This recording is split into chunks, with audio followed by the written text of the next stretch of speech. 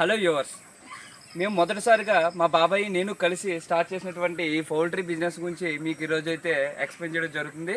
So ఇందులో మీకు వచ్చే లాభాలు ఏంటి, దీనివల్ల ఉపయోగం ఏంటి, మనం పడ్డ శ్రమ ఏంటి అనేది మీకు పిన్ టు పిన్ ఎక్స్ప్లెయిన్ చేయడం జరుగుతుంది. సో ఈ వీడియో చూడండి. ఈ ఆలోచన ఎలా వచ్చింది అసలు? ఆలోచన అంటే ఏముంది, సమ్మర్లో ఖాళీగా ఉన్నాం, ఏదన్నా చిన్న బిజినెస్ అది స్టార్ట్ చేస్తే ఎలా ఉంటుందని ఆలోచనలో ఉన్నప్పుడు ఫ్రెండ్ని కలిసాను. వాడు ఇలా పౌల్ట్రీ బిజినెస్ చేయి బాగుంటుందని అన్నాడు. సరే అని చెప్పేసి దాని గురించి 1 వీక్ పూర్తి విషయాలు గ్యాదర్ చేసుకొని ఒక చిన్న ప్రయత్నంగా, మొదటి ప్రయత్నంగా ఒక 5000 కెపాసిటీ చిక్స్ ఉన్న షెడ్లని లీజీకి తీసుకుని స్టార్ట్ చేస్తున్నాం. యాక్చువల్గా ఇది లీజీకి తీసుకుంటే ప్రాఫిటబుల్ కాదు, కాకపోతే బిజినెస్ ఐడియా రావడం కోసం, ఒక చిన్న ఎక్స్పీరియన్స్ రావడం కోసం అని చెప్పేసి లీజీ తీసుకొని స్టార్ట్ చేయడం జరిగింది. ఓకే, సరే. ఇప్పుడు ఈ కోళ్ళు మనమే కొనుక్కుంటామా, లేదంటే ఇది ఎవరన్నా బయట నుంచి మనకు ఆర్గనైజ్ చేస్తారా? అంటే దీన్ని మనం సొంతంగా పిల్లల్ని పెంచి మార్కెట్ చేసుకునే విధానం కూడా ఉంటుంది. అలాగే కాకుండా మనకి బయట ఏజెన్సీలు కూడా ఉంటాయి. వాళ్ళు మనకి ఫీడ్ ఇస్తారు, చిక్స్ ఇస్తారు.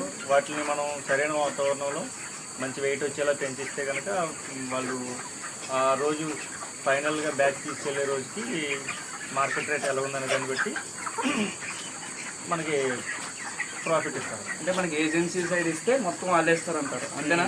అంటే ఈ బ్రీడ్ కానీ మొత్తం అన్నీ వాళ్ళే ఇస్తారు ఏజెన్సీ సైడ్ తీసుకుంటే.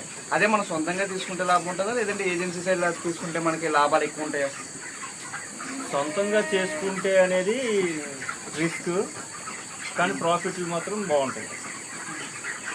రిస్క్ చేయాలి, హెవీ రిస్క్. అది సొంతంగా పౌల్ట్రీ బిజినెస్ సొంతంగా చేయడం అనేది హెవీ రిస్క్. మేజర్గా పిల్లల్ని తెచ్చుకోవడానికి పిల్లల కాస్ట్ మనమే భరించాలి. అలాగే పిల్లల్ని ఫీడ్ చేయడానికి దాని ఫీడ్ కూడా మనమే భరించాలి. ఫీడ్ అనేది కొద్దిగా కాస్ట్లీ ఫీడ్ ఇది. ఓకే. అలాగే వీటికి మధ్యలో 3 times వ్యాక్సినేషన్ చేయాల్సి ఉంటుంది. ఆ వ్యాక్సినేషన్ ఖర్చులు మనమే భరించాలి.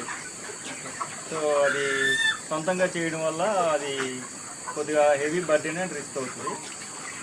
ప్రాఫిట్ రిస్క్ అయినా సరే కానీ ప్రాఫిట్ కూడా అదే రేంజ్లో ఉంటుంది. ఎంత రిస్క్ అయితే తీసుకుంటామో అంతే ప్రాఫిట్ కూడా ఉంటుంది. అది సీజన్ బాగుంటాయి కనుక. ఒకవేళ ఏదైనా బర్డ్ ఫ్లూ లాంటివి ఇలాంటివి ఏదన్నా కాస్త పక్షులకు సంబంధించి, కోళ్ళకి సంబంధించి డిసీజ్ ఎఫెక్ట్ అయితే లాస్ కూడా అదే రేంజ్లో ఉంటుంది. ప్రాఫిట్ 100% వచ్చిందంటే నష్టం కూడా 100% జరిగే అవకాశాలు ఇంట్లో ఎక్కువ సొంతంగా చేస్తాం. ఓకే, ఇప్పుడు శానిటైజేషన్ అంటున్నారు కదా, ఫస్ట్ శానిటైజేషన్ మనం ఎప్పుడు చేయాలి, ఎప్పుడెప్పుడు చేయాలి శానిటైజేషన్? అంటే కోల్డ్కి చేస్తామా, లేదంటే ఇక్కడ ఉన్న నేలకి చేస్తామా? అది ఒకసారి. ఇప్పుడు పిల్లలు అనేవి చాలా సెన్సిటివ్గా ఉంటాయి కాబట్టి పిల్లల్ని మనం తెచ్చి మనం సొంతంగా వేసుకునేదానికైనా, లేదంటే ఏజెన్సీ ద్వారా తెచ్చి పెంచుకునేదానికైనా ముందు వాటికి ఇచ్చే వాతావరణం అనేది చాలా హైజీన్గా ఉండాలి. ఆ హైజీన్గా ఉండడం కోసం మనం ఏం చేస్తామంటే, ఇక్కడ చూస్తున్నారు కదా, ఈ షెడ్లు ఉన్నాయి కదా, ఈ షెడ్, ఈ ఫీడర్లు, ఈ రెడ్ కలర్లో కనిపించే ఫీడర్లు, వాటి పక్కన ఉన్న చిన్న డ్రింకర్లని మనం బాగా వాష్ చేసుకొని బాగా డ్రై చేయాలి. ఎందుకంటే అవి అలాగా వదిలేయడం వల్ల దాని మీద బ్యాక్టీరియా కానీ ఫంగస్ కానీ ఏదైనా పడే అవకాశాలు ఉంటుంది. సో దాన్ని వాష్అవుట్ చేయడం కోసం మనం పిల్లల్ని తేయడానికి 10 రోజుల ముందు నుంచే వాటిని క్లీన్ చేసి పెట్టుకొని డ్రై చేసుకోవాలి బాగా ఎండలో. అలాగే ఈ నేల అనేదాన్ని మనం బ్యాక్టీరియా ఏమీ లేకుండా, అలాగే మట్టిలో పురుగులు ఉంటాయి కాబట్టి ఆ పురుగులు, చిన్న చిన్న పురుగులు ఇలాంటిని మనం తీసేయాలి, చంపేయాలి. సో దానికోసం ఏదైనా చిన్న పెస్టిసైడ్స్ లాంటివి, లేదంటే ఇలాంటి ఏదైనా కాస్త కెమికల్స్ లాంటివి మిక్స్ చేసి స్ప్రే చేసుకుంటే ల్యాండ్లో ఉన్న పురుగు పుట్రలు లాంటివి కూడా చనిపోతాయి. ఈ డ్రింకర్లు, ఫీడర్లు అనేవి కంపల్సరీగా హైజీన్గా ఉంచాలి. సో దీనికోసం మనం తీసుకునేది ఏంటంటే, శానిటైజేషన్ చేయడం కోసం ఫస్ట్ నేలంతా చదును చేసి దానికి బ్లీచింగ్ పౌడర్ స్ప్రే చేస్తాం. దానికన్నా ముందు లేదా తర్వాత అయినా సరే మనం పెస్టిసైడ్ ఏదైనా సరే ఒకసారి స్ప్రే చేసుకొని మొత్తం షెడ్ మొత్తం పైన కిందని అంతా కూడా, ఇదంతా కూడా పిల్లల్ని తెచ్చి పెట్టడానికి 10-15 రోజుల ముందు చేయాలి. ఓకే. పిల్లలు 2-3 రోజుల్లో లేదా 4-5 రోజుల్లో వస్తున్నాయి కనుక ఈ చేస్తే కనుక ఆ బ్లీచింగ్ ఎఫెక్ట్ కానీ, ఈ పెస్టిసైడ్ ఎఫెక్ట్ కానీ పిల్లల మీద ఎఫెక్ట్ ఉంటుంది. పిల్లలైనా చనిపోయే అవకాశం ఉంటుందా? ఏమో పెస్టిసైడ్స్ అనేవి వాళ్ళకి ఎవరికైనా ప్రమాదకరమే కాబట్టి 10-15 రోజుల ముందు మాత్రం చేసుకుంటే బెటర్. ఓకే. ఫీడింగ్, ఇప్పుడు మనం ఫీడింగ్ ఇస్తున్నాం డైలీ 2 times 3 times అని ఉండాలా, లేదంటే 1 time ఇస్తే సరిపోతుందా ఫీడింగ్? ఇప్పుడు పిల్లల్లా ఉన్నప్పుడు ఒకలా తింటాయి, పెరిగి పెద్ద అయిన తర్వాత ఒకలా తింటాం. స్టార్టింగ్ 1 వీక్ 10 డేస్ వరకు డైలీ 3-4 టైమ్స్ మనం ఫీడ్ పెడతాం. ఎందుకంటే అవి చిన్నపిల్లలుగా ఉంటాయి. ఆ చిన్నపిల్లలుగా ఉన్నప్పుడు వాటికి ఒకేసారి పెట్టేసాం అనుకో అవి హెవీగా తినేసి ఒబెసిటీ వచ్చేస్తాయి. ఓకే. సో దానివల్ల ఏం చేస్తామంటే దానికి రోజుకి 3 సార్లు 4 సార్లు అన్నట్టుగా, వీలైతే 5 సార్లు అన్నట్టుగా కొద్దిగా ఫీడ్ పెట్టి అలవాటు చేస్తాం. సో అది దాంతో ఏమవుతుంది, ఆ పిల్ల ఆ ఫీడర్ దగ్గరికి వెళ్ళి తినడం కానీ, ఆ నీళ్ళు తాగడం కానీ అలవాటు చేసుకుంటాం. సో ఆ విధంగా ఫీడ్ అనేది మనం పిల్ల యొక్క ఏజ్ని బట్టి మార్చుకుంటూ పోతాం. అంటే ఇప్పుడు మనకి ఇక్కడ కోళ్ళు ఉన్నాయి, వీటికి మనం వ్యాక్సినైజేషన్ అది చేస్తారా? దానికి వ్యాక్సిన్స్ అదే ఉంటాయా?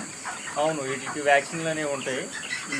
ఈ వ్యాక్సిన్లు అనేవి మనం సొంతంగా పెట్టుకుంటే మనం కొని తెచ్చుకోవాలి. ఏదైనా ఏజెన్సీ ద్వారా కనుక మనం తీసుకుంటే కనుక, అంటే ఓన్లీ ఫీడు కోడి పిల్లల గ్రోత్ వరకు తీసుకునే బాధ్యత కాబట్టి దీనికి సంబంధించిన మెడిసిన్ ఫీడ్ కూడా ఆ ఏజెన్సీ వాడేస్తాడు. సో ఆ మెడిసిన్ వాడేస్తాడు. అది తీసుకున్న మెడిసిన్ని మనం రెగ్యులర్గా time to time first medicine dose ఎప్పుడు ఇవ్వాలి, సెకండ్ డోస్ ఎప్పుడు ఇవ్వాలి, థర్డ్ డోస్ ఎప్పుడు ఇవ్వాలి అనేది మనకి వాళ్ళు పంపించే వెటర్నరీ డాక్టర్ ద్వారా కానీ, లేదంటే వాళ్ళు కానీ మనకు వచ్చి ఇక్కడ ఆ ప్రాసెస్ చేసి వెళ్ళిపోతాం. మనం సొంతంగా చేయాలనుకుంటే కనుక ఈ కంప్లీట్ ప్రాసెస్ డే 1 నుంచి డే 43, 44, 42 వరకు మనకి ఎవ్రీడే ప్రాసెస్ ఏంటనేది పూర్తి అవగాహన. చిక్కు పెరిగి పెద్దవి అంటే ఎన్ని రోజుల్లో మనం అమ్మగలుగుతుంది దీన్ని? ఈ పిల్లలో స్టార్టింగ్ మనకు వచ్చే చిక్స్ దగ్గర నుంచి ఇది పెరిగే పెద్ద అయ్యేంత వరకు మనకి 38 నుంచి 45 డేస్ మధ్యలో దీని యొక్క గ్రోత్ మనం తీసుకోగలం. సరైన ఫీడింగు, సరైన కేరింగ్ ఇది తీసుకుంటే కనుక ఆల్మోస్ట్ 38 డేస్ 39 డేస్కి ఇది పూర్తిగా 2.5 వరకు 2.5 కిలోగ్రామ్స్ వరకు ఒక్కొక్క కోడి పెరిగే అవకాశాలు ఉంటాయి. కొద్ది కేరింగ్ ఏమైనా అటు ఇటు అయినా, వాతావరణంలో టెంపరేచర్ ఎక్కువగా ఉన్నా, ఇంకా దీని ఫీడ్ సరిగా టైంకి అందించకపోయినా అది పూర్తి స్థాయి 1 పీరియడ్ 43 డేస్ అబో 45 డేస్ దగ్గర వరకు టైం తీసుకుంటాం. ఇప్పుడు బర్డ్ ఫ్లూ అలాంటి వ్యాధులు ఎక్కువ వస్తుంటాయి కదా, అది ఏ సీజన్లో వస్తుంటాయి? అయితే దానివల్ల మనం తీసుకోవాల్సిన ప్రికాషన్స్ ఏంటి, అది రాకుండా మనం చేసుకోవాల్సిన ప్రికాషన్స్? బర్డ్ ఫ్లూలు వచ్చేవి ఎక్కువగా రైనీ సీజన్లో వస్తాయి. సో ఈ బర్డ్ ఫ్లూ అనేది ఎఫెక్ట్ అవుతుంది అనుకుంటే తీసుకొని చేయకుండా ఆ పీరియడ్ మొత్తం ఖాళీగా ఉండడం బెటర్. బర్డ్ ఫ్లూ సీజన్లో తీసుకొని చేయడం వల్ల ఏదైనా ఎఫెక్ట్ అయితే పూర్తి స్థాయి నష్టాన్ని భరించగలిగితే చేయొచ్చు. బర్డ్ ఫ్లూ అనేది కొద్దిగా వీటికి చాలా రిస్క్ కాబట్టి 5000 మనం చిక్స్ మనం తీసుకున్నాం, అందులో మనకి ఫైనల్గా వచ్చేటప్పటికి ఎన్ని చిక్స్ అనేవి మీరు తెలుస్తాయి? ఈ చిక్స్ అనే వాటికి మరణాలు సహజం. చిన్నపిల్లలుగా ఉన్నప్పుడు అది పెరిగి పెద్ద అయ్యేంత వరకు వాటిలో మనం తీసుకున్నటువంటి 5000 పిల్లల్లో హెల్త్ ప్రాబ్లమ్స్ వల్ల కొన్ని చనిపోవచ్చు, లేదంటే కొన్ని పిల్లల్లో మనకు ఏంటంటారు వీక్ చిక్స్ ఉంటాయి, అవి ఎంత తిన్నా ఎదగవు. అవి దానివల్ల ఉపయోగం ఉండదు. ఫీడు హెవీగా తింటుంది, దాని వెయిట్ చూస్తే తక్కువగా ఉంటుంది. కొన్ని పిల్లలకేమో హెల్త్ సరిగా ఉండక, స్టార్టింగ్ నుంచి హెల్త్ సరిగా ఉండక అవి ఎదిగే క్రమంలో అవి చనిపోవడం జరుగుతుంది. సో మనకి ఒక పీరియడ్ మొత్తం మీద చూసుకుంటే ఒక 200, 150, మరీ హెవీ మార్టాలిటీ వస్తే కనుక 300 వరకు వెళ్ళే అవకాశాలు ఉంటాయి. అవి తగ్గించుకుంటే మనకి ప్రాఫిట్స్ ఎక్కువగా ఉంటాయి. ఇప్పుడు దీనికి పనులు ఎంతమంది పెట్టుకుంటే మనకి అవకాశం ఈజీగా ఉంటుంది? పౌల్ట్రీ బిజినెస్ అనేది చిన్నగా చేద్దారనుకునే ఆలోచన ఉంటే కనుక మనం సొంతంగా చేసుకోవాలి. వాళ్ళు లేబర్ని పెట్టి చేయించుకోవడం అనేది ప్రాఫిటబుల్ ఐడియా కాదు. హెవీగా చేసే వాళ్ళకి ఒక 20 మంది 5000 కెపాసిటీ తీసుకున్నాం. ఇది 10,000, 20,000, 50,000 పెద్ద షెడ్యూల్ లాంటివి తీసుకుంటే వర్కర్లు కంపల్సరీ ఉండాలి. అది ప్రాఫిటబుల్ కాబట్టి ఆ వర్కర్లను కూడా బేర్ చేయగలుగుతాం. ఇది చిన్న ప్రయత్నం, స్టార్టింగ్లో చేస్తాం కాబట్టి వర్కర్లు అనేది ఏమి లేకుండా మనమే సొంతంగా ఈ 43 డేస్కి ప్లాన్ చేసుకొని ఒక 2 హెల్త్ సిస్టమ్ చేస్తున్నాం. ఇప్పుడు కొత్తగా ఎవరన్నా ఈ పౌల్ట్రీ బిజినెస్ స్టార్ట్ చేద్దాం అనుకుంటే వాళ్ళకి మీరు ఇచ్చే సజెషన్స్ ఏంటి, ఒకసారి ఎక్స్ప్లెయిన్ చేస్తారు వ్యూవర్స్ కోసం? సలహాలు ఇవ్వడం అనేది ఏం కాదు, కానీ వ్యాపారం అనేది మంచి లాభదాయకమైన వ్యాపారం. చేయాలనుకుంటే మనకి సొంతంగా ఒక 100 మీటర్స్ 100 ఫీట్స్ లెంత్ 5000 కెపాసిటీ షెడ్లు 2 ఉంటే సరిపోతాయి. సొంతంగా ఉండాలి. సొంతంగా తీసుకునే షెడ్లు అయితే పర్లేదు. నేను ప్రస్తుతానికి తీసుకున్న షెడ్లు మనం ఒక బ్యాచ్కి 20,000 రెంట్ పే చేస్తాం. ఓకే మనం వచ్చే ప్రాఫిట్లో 20,000 రెంట్ పే చేస్తాం. ఓకే మిగిలిన అమౌంట్లో వర్కర్లు పెట్టుకుంటే వర్కర్లకు ఇవ్వాలి. అప్పుడు నీకు మొత్తం మీద ఫైనల్గా నీకు ఎంత లేదనుకున్నా సరే 20K 30K మిగిలితే తప్ప ఇంకేం ఉండదు. సో దానివల్ల ఉపయోగం ఏమి ఉండదు. ఎంత ఈజీగా అదే మనం ఓన్గా సెట్ చేసుకుంటే బాగుంటుంది అంటారు మీరు.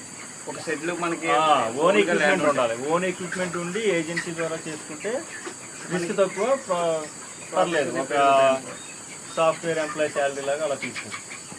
ఓకే అంటే 45 days ఒక బ్యాచ్ తయారవడానికి 45 days. 45 days తర్వాత మనకి రిజల్ట్ అనేది వస్తుంది.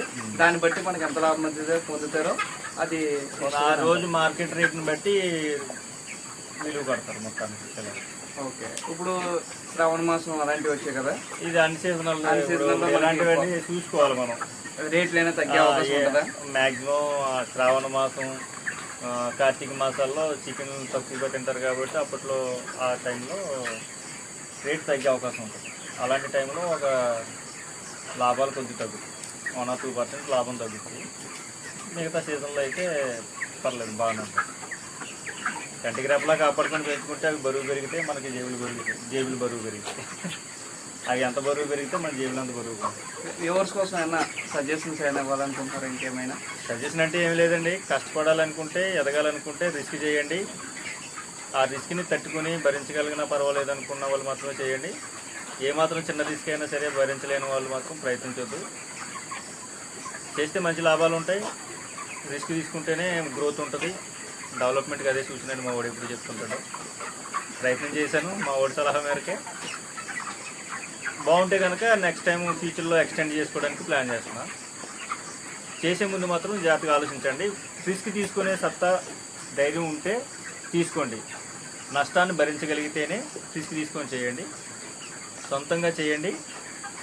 వర్కర్లు పెట్టుకుంటే ప్రాఫిట్లు తక్కువ ఉంటాయి కాబట్టి చిన్నగా స్టార్టింగ్లో చేయాలనుకుంటే చిన్నగా 5,000 కెపాసిటీ లేదా 3,000 కెపాసిటీ తోటి ట్రై చేయండి. మంచి బిజినెస్, భవిష్యత్తు బాగుంటుంది. Thank you. ఓకే కదా వ్యూవర్స్, మేము ఇచ్చిన సమాచారం మీకు ఉపయోగపడుతుంది అనుకుంటున్నాం. మీకు ఉపయోగపడినట్లయితే దీన్ని లైక్ చేసి షేర్ చేసి నలుగురికి తెలిసేలా చేయండి. Thank you. బాయ్.